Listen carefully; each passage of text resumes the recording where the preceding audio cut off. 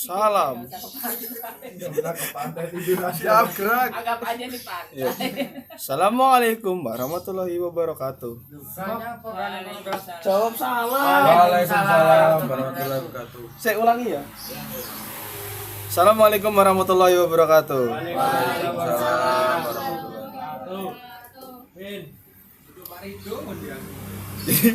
Apa yang dimaksud dengan kerjasama internasional dan apa perbedaannya dengan bantuan internasional?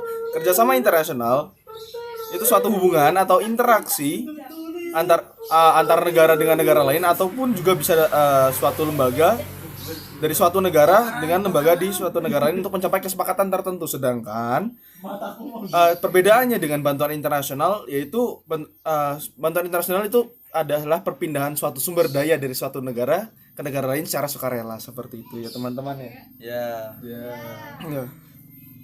Lalu organisasi regional dan regionalisme itu adalah suatu organisasi regional berarti sebuah organisasi yang anggotanya berisikan dari beberapa negara yang mencakup suatu badan geopolitik dan tidak memandang batas negara bangsa. Jadi keanggotaannya itu ditentukan oleh batas geografi tertentu seperti benua atau batas geopolitik seperti blok ekonomi. Sedangkan kalau misalkan regionalisme itu merupakan suatu paham untuk mengadakan adanya kerjasama antar suatu negara di dalam suatu kawasan tertentu.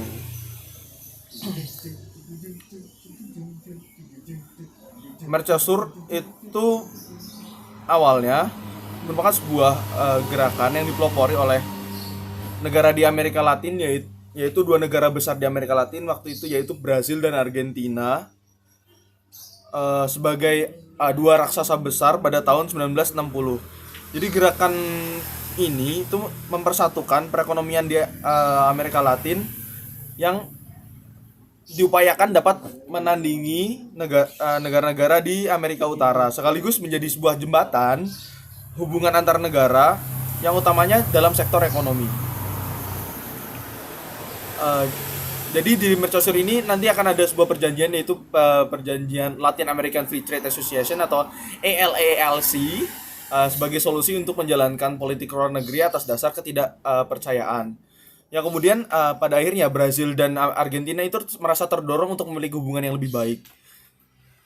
Terus pada akhirnya nanti perjanjian ini berkembang menjadi dalam 5 tahun, tetapi akhirnya di awal tahun 70-an stagnan, jadi biasa aja.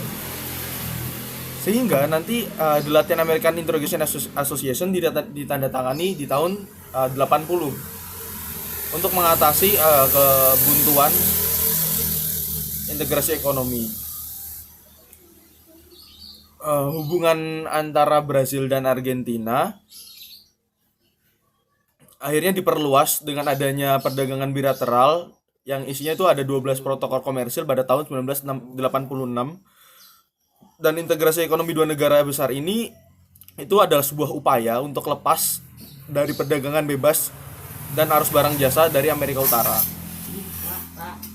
Jadi secara resminya usaha kedua negara ini tuh nanti akan tercatat atau tertuang di dalam Declaration of Iguatu di tahun 1985 dan diperkuat dengan dibuatnya Programa de Integration y Cooperation Argentino-Brasilino atau PICAP di tahun 1988.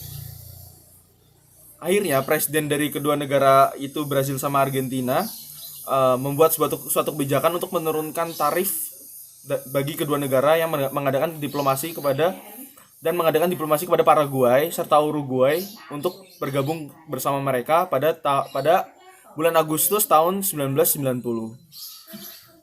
Yang akhirnya Amerika Latin pun bersatu untuk mewujudkan sebuah organisasi internasional regional yang mewadahi relasi keempat negara pada 26 Maret 1991. Perjanjian pasar bebas Amerika Latin akhirnya dirumuskan di kota Asunción di Paraguay, yaitu dalam perjanjian Mercado Común del Sur.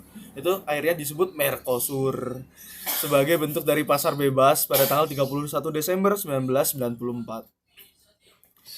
Jadi mengapa Uni Eropa dan NATO menjadi standar atau organisasi kawasan yang ideal?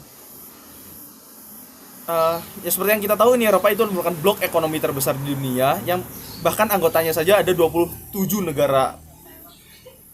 Jadi dalam integrasi ekonomi, Uni Eropa itu sudah berhasil menciptakan pasar tunggal yang memang sangat besar dan memberikan manfaat ekonomi yang sangat signifikan bagi negara-negara anggotanya.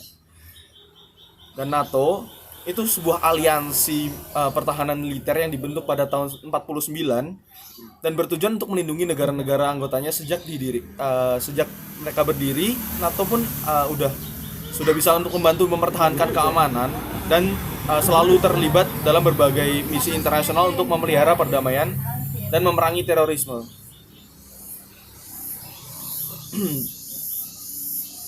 Jadi organisasi di atas itu akhirnya bekerja sama dalam mempromosikan stabilitas di kawasan Eropa dan akhirnya juga membangun hubungan baik dengan negara-negara di luar kawasan Eropa. Mereka juga bisa mendorong nilai-nilai demokrasi, hak asasi manusia, serta kebebasan yang memang sebuah nilai-nilai universal dan sangat penting untuk dipromosikan dalam hal berbuat dan terciptanya perdamaian dunia. Jadi pada akhirnya atau pada kesimpulannya, Uni Eropa dan NATO itu menjadi sebuah standar atau sebuah organisasi regional yang sangat ideal karena memang berhasil mencapai tujuan-tujuan mereka dan akhirnya mereka dapat mempromosikan atau mencapai sebuah tujuan, yaitu sebuah perdamaian, keamanan, dan stabilitas di kawasan Eropa dan sekitarnya.